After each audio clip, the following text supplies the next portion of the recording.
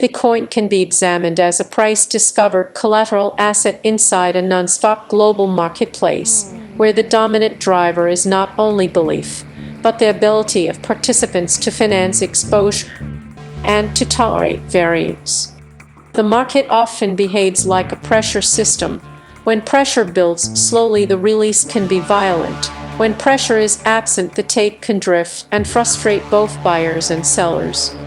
This behavior is common in instruments where leverage, hedging, and inventory management all coexist. A practical interpretation starts with risk transfer. Many participants do not buy or sell only because they change their view. They transact because their risk book requires adjustment. When spot demand is steady and sellers are selective, the market can climb with small dips because each dip finds bids. When sellers become eager and bids step back, the market can fall quickly because each small drop triggers additional risk reduction. The key is the direction of urgency. When urgency sits with sellers, downside accelerates. When urgency sits with shorts and underinvested managers, upside can accelerate. Another angle is capital efficiency. Bitcoin is widely used as collateral in derivative systems, and collateral value changes the ability to hold positions. Rising price increases collateral value, which can support more positioning. Falling price reduces collateral value, which can force cuts. That feedback loop explains why Bitcoin often shows clustered volatility, calm stretches followed by abrupt sequences. It also explains why a move can continue beyond what seems rational, because the mechanical reinforcement can overwhelm discretionary thinking until limits are hit. Term structure can reveal whether demand is primarily spot-driven or position-driven. When futures pricing stays elevated versus spot, and that condition persists, it suggests traders are paying a carry cost to maintain exposure, which can be constructive in a strong advance, but can also create sensitivity to any shock. When futures pricing compresses or flips, it can indicate stress, or it can indicate that leverage is being reached, which sometimes sets the stage for a cleaner base.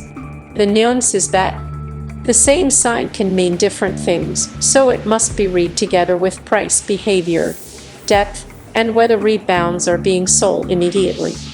Actions-related flow can reshape intraday movement. If hedgers must buy when price rises and sell when price falls, the tape can become more directional and more jumpy. If hedgers are positioned in a way that dampens movement, price can appear pinned and ranges can tighten. This matters because traders often misread a tight range as safety, when it can simply be temporary equilibrium created by hedging books that can unwind later. Instead of focusing on a single indicator, consider how the market treats prior acceptance regions. When price leaves a region where many trades occurred, it often returns to test whether that region still attracts interest. If the return is rejected and price lifts quickly, that suggests buyers are willing to defend. If the return sinks and then stalls below, that suggests previous buyers are now subtly. This simple behavior reading is often more robust than a single line on a chart because it is tied to actual transaction history. Bitcoin also has a recurring pattern of narrative saturation. During strong advances, tension increases, leverage increases, and the marginal buyer becomes more sensitive to short-term noise. When the marginal buyer is fragile, the market becomes more vulnerable to cascades. During deep pullbacks, tension fades, leverage falls, and the marginal seller can become exhausted. When the marginal seller is exhausted, price can stabilize even without great news, because selling pressure simply runs out. Risk control for Bitcoin should prioritize survivability. Define exposure so that a rapid adverse swing does not force liquidation. Forced liquidation is the most expensive outcome in a market that can move quickly during thin depth. Use stage entries and stage exits rather than all-at-once decisions, because stage execution reduces regret and reduces the chance of buying or selling at an extreme. Separate a long-duration allocation from a tactical allocation, because the rules for each should differ, and mixing them tends to create inconsistent decisions. Operational risk remains essential.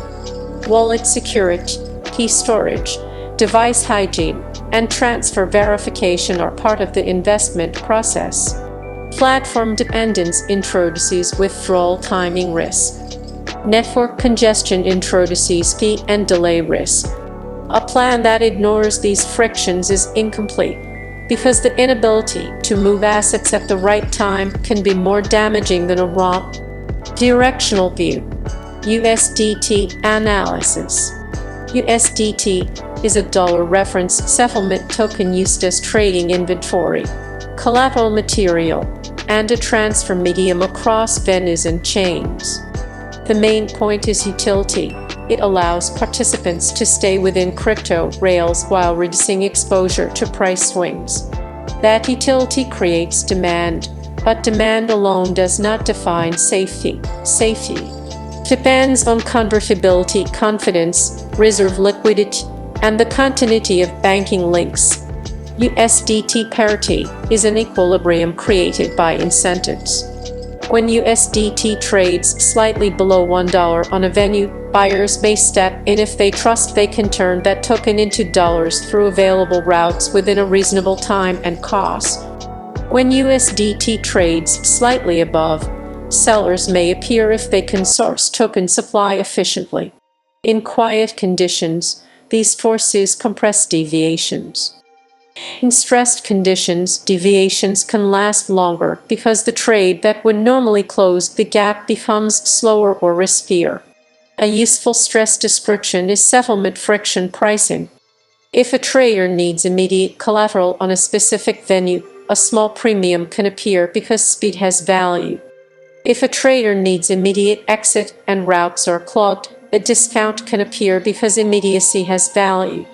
These premia and discounts are often local, tied to a venue or a chain, rather than a universal statement about the token. The practical risk is not the existence of tiny deviations, it is persistence across major venues combined with visible bottlenecks. Reserve-related concerns should be translated into a practical question: how quickly can large redemption requests be met without disruption? Liquidity of backing instruments matters, maturity distribution matters, and concentration of counterparties matters. Even if ultimate redemption is feasible, throughput and timing matter in a panic, because market participants price the ability to receive dollars now, not later. If the market believes timing risk is rising,